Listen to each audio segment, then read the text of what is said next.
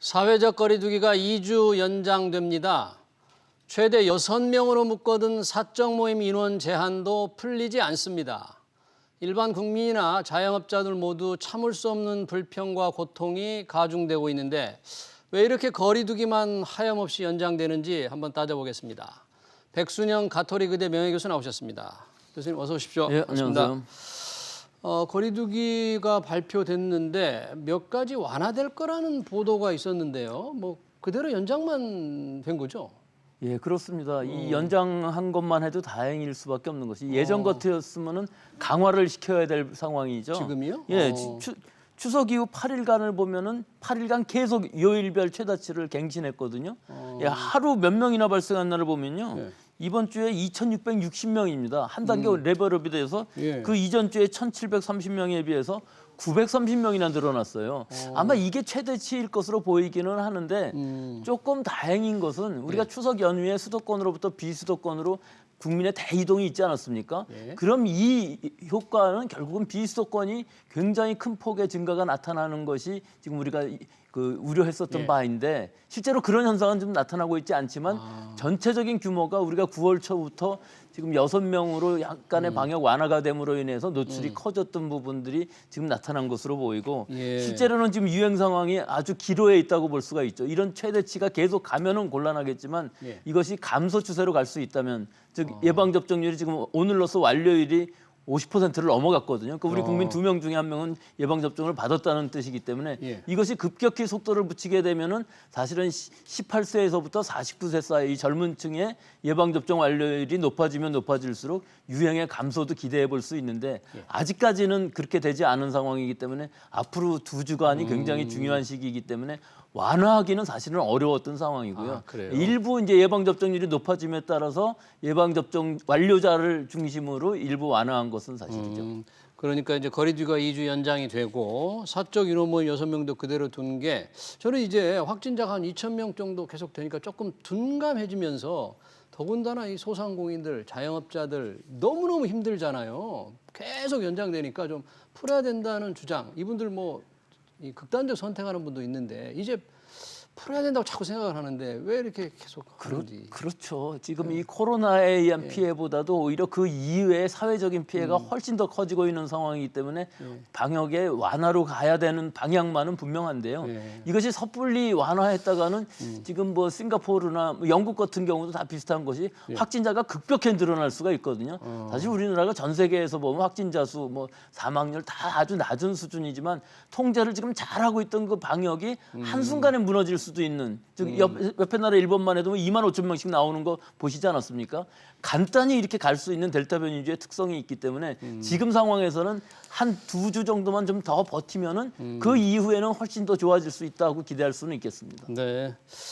오늘 이제 연장되고 사적 모임 인원 제한 유지되는데 결혼식과 돌잔치, 일부 스포츠 이용만 조금 완화됐더라고요. 이게 어떻게 완화된 겁니까? 이건 완화되는 겁니까? 뭐 숫자로 보면 대폭 완화된 거로 보이기는 하지만 실제 내용을 들여다보면은 접종 완료자들이 많죠. 즉 4단계 지역에서 일단 실외 체육 기설은 어느 정도 이용할 수 있게 하고요. 예. 결혼식의 경우 지금까지 식사를 하지 않는다면은 99명까지였던 것을 거의 2배로 199명으로 늘려줬지만 100명의 예방접종 완료자가 포함되어야 된다 하는 것과 199명이지만 100명은 2차까지 다 맞고 맞아야 2주 되는데. 지난 사람이야만 그렇죠. 된다. 완료된 것이기 때문에요. 예. 그리고 이제 식사를 한다면은 지금까지는 49명이었지만 99명으로 늘려주지만 거기도 50명이라는 접종 완료자가 필요하다는 것이죠. 예. 다만 이제 돌잔치 같은 경우는 지금까지는 4명만 모일 수 있었기 때문에 거의 돌잔치가 불가능했었는데 네. 지금 4단계 지역에서는 만약에 4명에 45명이 완료자라면은 49명까지 돌잔치는 할 수 있다.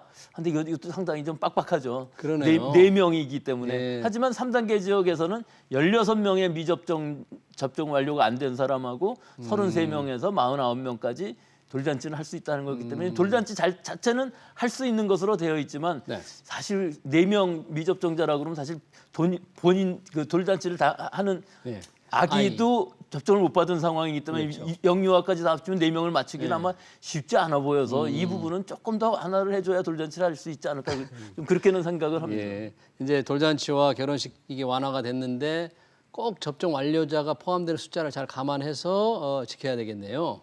그동안에요. 이 결혼식의 경우에 100명 또 식사를 하면 50명으로 제한돼 있잖아요. 근데 일반 다른 뷔페는 인원 제한이 없는데 왜 결혼식만 인원 제한을 하다 보니까 결혼식을 앞둔 이 청소년들이 불만이 굉장히 많았거든요. 저도 좀 이해가 안 돼요. 그렇죠. 결혼식에서의 뷔페도 결국은 장소로 보면 네. 똑같은 상황의 네. 뷔페인데 네. 왜 일반 뷔페는 네. 가능하고 결혼식장에서의 뷔페는 안 되느냐 그러니까요. 하는 부분이 이제 방역 면에서 보면요. 네. 같은 숫자가 모인다 할지라도 결혼식장의 뷔페는 전국적으로 친척들이 다 모이게 되고 이분들이 또 장시간 서로 잘 아는 사이들이 많기 때문에 예. 마스크 벗고서 얘기할 수 있는 기회가 큰 반면에 이분들은 또 다시 자기 집으로 귀가를 하게 되면은 예. 전국적으로 다시 확산할 가능성이 있어서 굉장히 우려를 하는 것이죠. 뭐 실제 그런 상황이 일어날지 안 일어날지는 잘 모르지만 예. 실제 방역 면에서 보면 그런 우려가 있기 때문에 지금까지는 굉장히 엄격하게 지켜왔던 것인데 너무나 이게 불편하기 때문에 지금 어느 정도 좀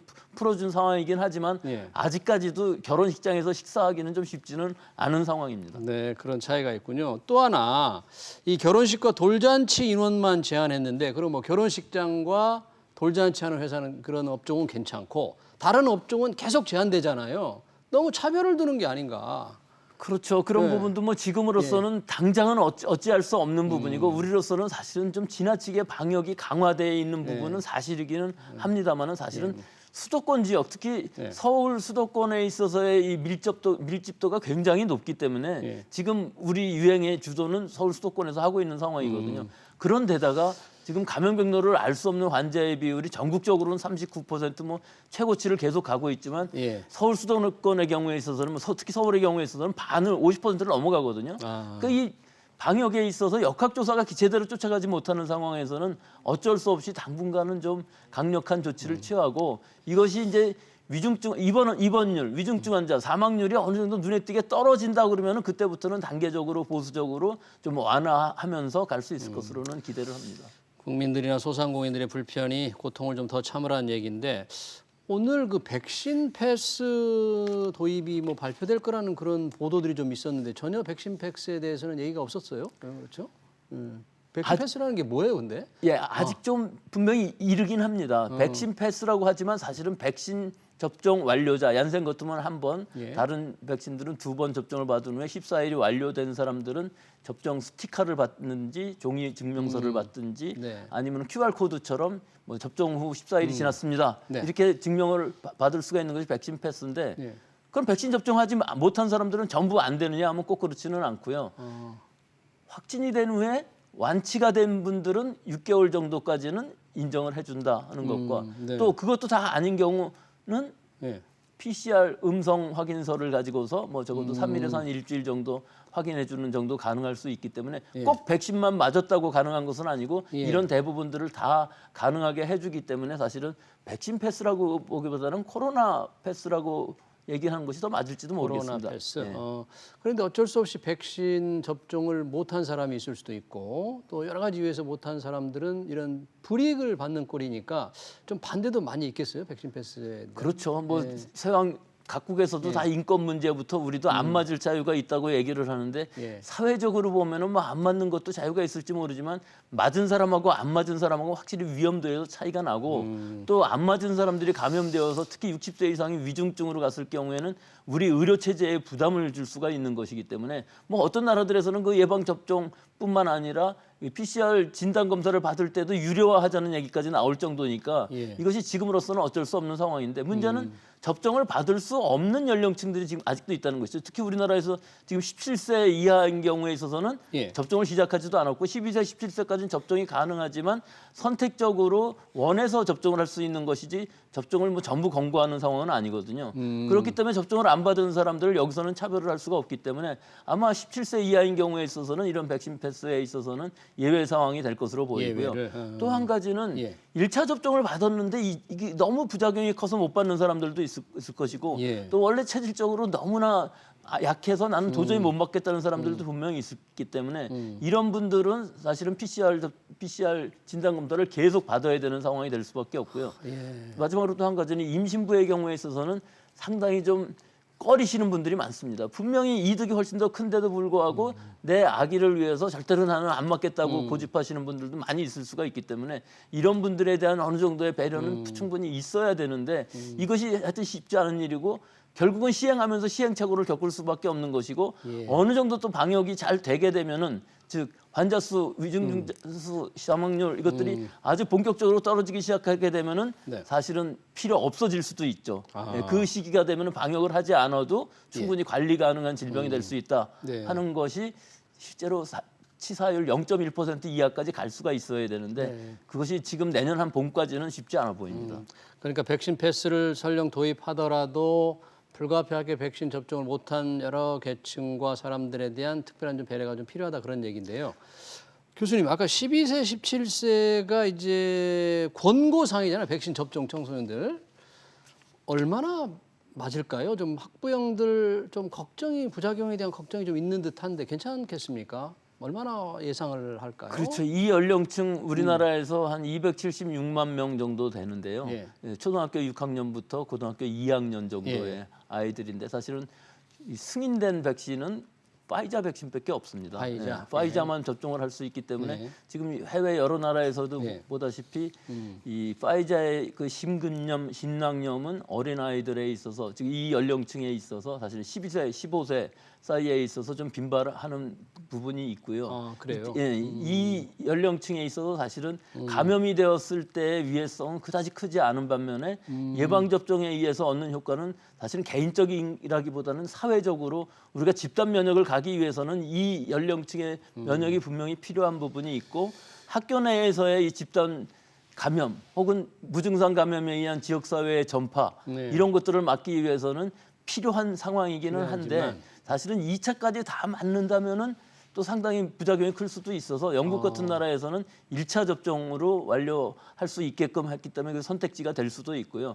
영국은 1차만 맞게 해도 영국은 괜찮아요? 파이자 1차만 맞는 것을 지금 권고하고 있고요. 우리는 우리는 그 뭐 권고하고 있지는 않고 네. 학부모나 본인의 동의하에 예. 접종을 받는 것이기 때문에 접종을 받았을 때 장점은 굉장히 많이 있습니다. 학생들하고 만나서 여러 가지 자유스럽게 얘기도 할 수 있고 대면 수업도 가능하고 또 내가 혹시라도 확진자가 됐을 때에도 예. 확진이 되었을 때에도 혹은 접촉이 되었을 때에도 자가격리를 면제받을 상황이 뭐 확진되었을 때 물론 자가격리를 해야 됩니다만은 밀접 접촉자가 됐을 때에도 자가격리는 면제시켜 주는 것이 지금 수칙이 되어 있기 때문에 여러 가지 장점이 있음에도 불구하고 아직도 확실하게 이것이 이득이 더 크다고 얘기하기는 좀 어려운 부분들이 있어서 부모님들이 이 부분을 잘 이해하시고 접종을 받으신 후에라도 혹시라도 모르는 그런 부작용 증상들이 나타나면은 바로 전문 의료기관에 가서 진단을 받을 필요가 있다는 것이 중요하겠습니다. 학부형들의 좀 고민이 좀 클 것 같습니다. 그런 부작용도 있을 수 있기 때문에. 네. 자, 이 부스터샷 접종 완료자가 한 번 더 맞는 부스터샷 우리도 곧 시행을 하는 거죠. 우리 계획은 어떻습니까? 우리는? 예.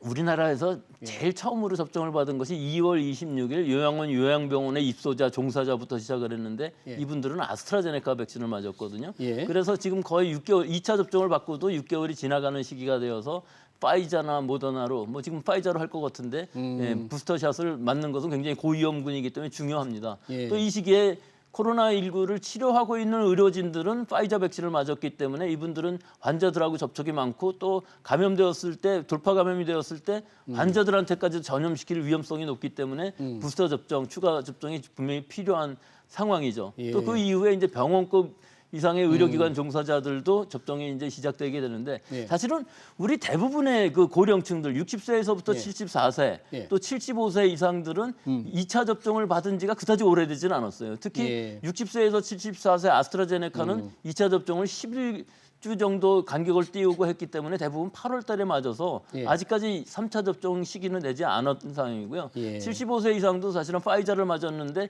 시간적으로 봤을 땐 조금 더 여유가 있습니다. 그래서 이 3차 접종에 관해서는 우리나라의 경우는 아직 조금 더 여유가 있기 때문에 예. 고위험층 기저질환자 같은 경우들은 미리 맞아두는 것이 좋지만 즉 면역이 확실하지 않으신 분들은 네. 접종이 필요한 시기지만 그 이외의 연령층들 특히 뭐 젊은 연령층들에 있어서 모두 다 맞힌다 하는 것은 아직까지는 확실한 이득이 있다고 볼 수가 없고 예. 더구나 3차 접종까지 갔을 때 과연 젊은 층에 있어서 부작용 사례가 얼마나 될지는 우리가 해외 사례들을 좀 잘 모니터링하면서 결정해도 늦지 않다고 봅니다. 네, 3차 접종은 조금 신중하게 이렇게 좀 해도 괜찮겠다 그런 말씀이시군요.